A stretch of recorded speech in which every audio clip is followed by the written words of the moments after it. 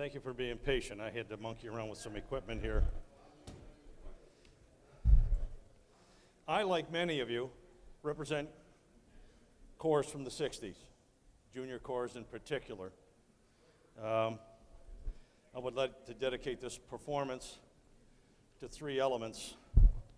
First, my parents and my brother Tom, a rock drum set player extraordinaire, and a heck of a tenor drummer, and my father, who was a corps director, my mother, who was a corps business manager, and my entire family. So I'd like to dedicate it to them.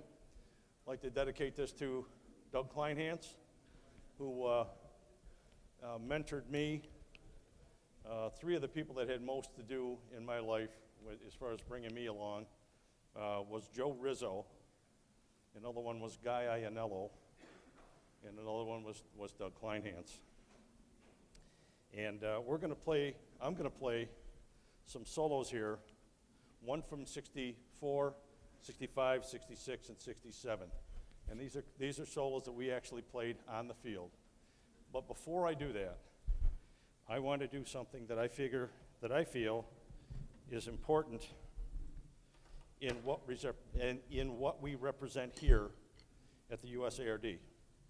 I brought a concept to USARD a few years ago, and I was talking with John Bosworth about it, and I said one of the things that I'd like to see happen with USARD is that to influence people to play something in their repertoire from as far back as they can get that is unchanged.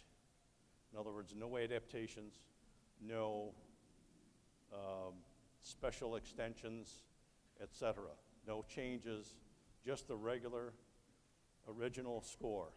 Now that doesn't mean that I'm against changing, adaptations, add-ons, variations, and enhancement. No, that's fine. But I'm just saying somewhere, put something in your repertoire so that when we all play together as drummers, such as mass drumming or whatever, we can all speak the same language. So I'm going to represent that thought by playing Patty on the Handcar in a suit. Okay.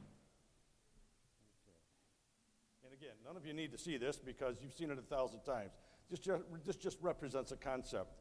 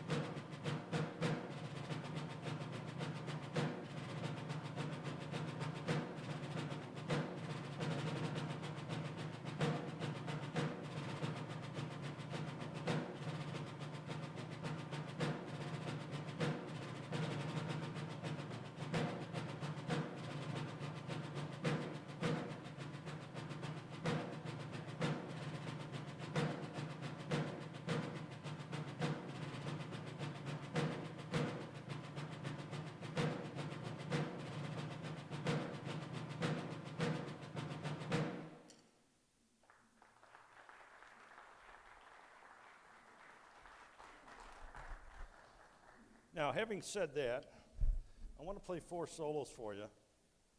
And if any of you know anything about Doug Kleinhans, he was the kind of drum instructor. I'll give you some examples. He would come in and teach people how to play from scratch most of the time.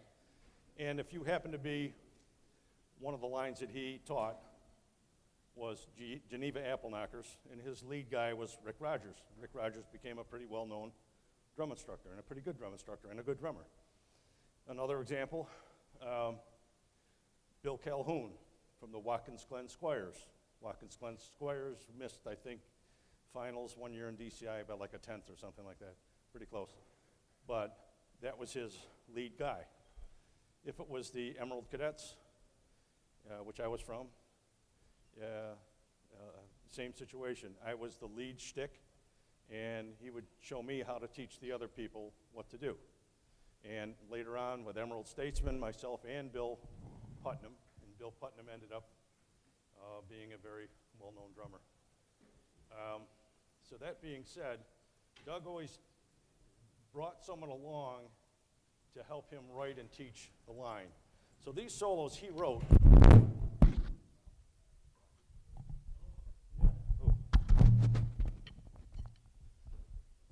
So these solos he wrote, but he allowed me to enhance them and put a few of the difficult passages in them.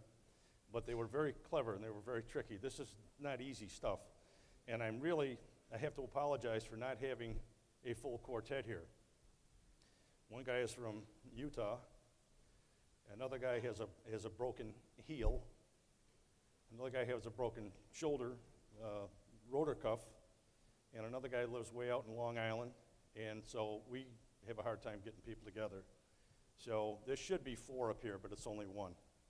But what it also is missing here is the really intricate, really nice tenor drum and bass drum parts that go along with this.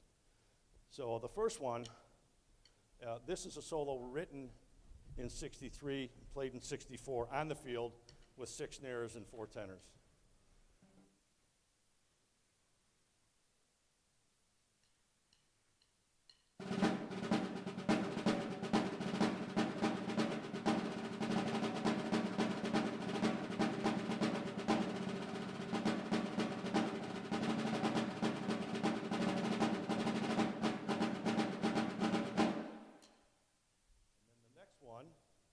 For the next year, written in '64 for '65 season.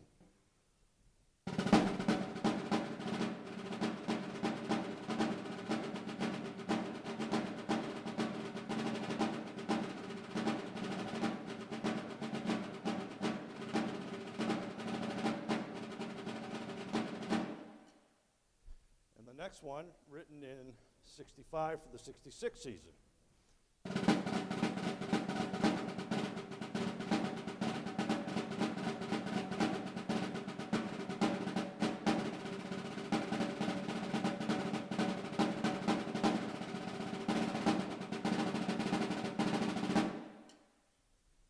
Last one, written for the in '66 for the '67 season.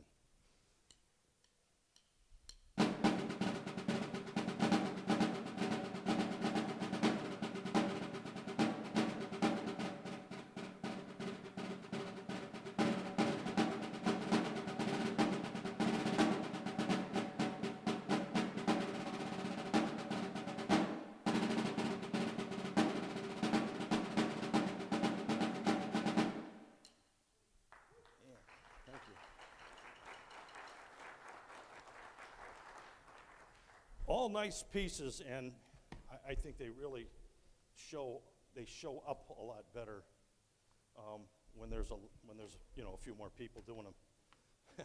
I had a premonition one time. The last season that I played in junior corps, '68, I used to have this kind of a vision in my head. Gee, wouldn't it be cool if I was the only snare drummer and I could really show my buddies that I wasn't going to let them down?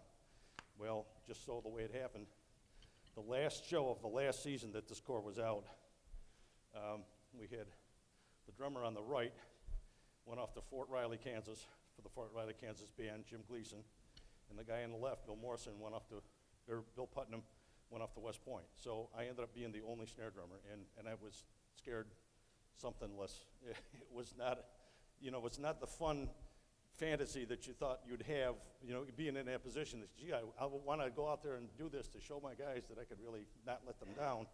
And then you being in that position, and it's kind of scary. But this is something, this last piece, I wrote just a few months ago. In fact, in December 13th of, 23rd rather, of 2013.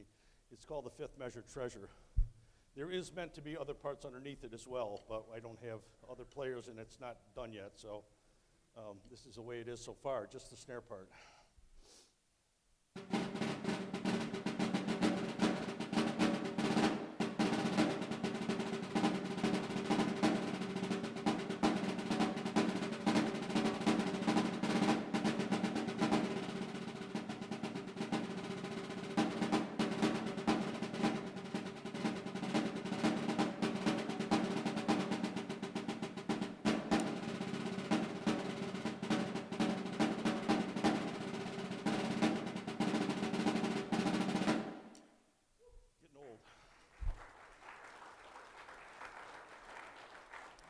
So that's just my way of saying I'm contributing here, being part of this, play a few pieces from old, play a piece from new, and also don't forget about this whole concept about playing something in your repertoire. And I'm encouraging you in your groups, whether you're from a fife and drum, drum and bugle, whatever, go back and get some of the old books, some of the J. Burns Moore, Earl Sturtz, whatever, and pick something out of there that does not have extensions and variations, and just play it so that when we all get together, we can speak the same language.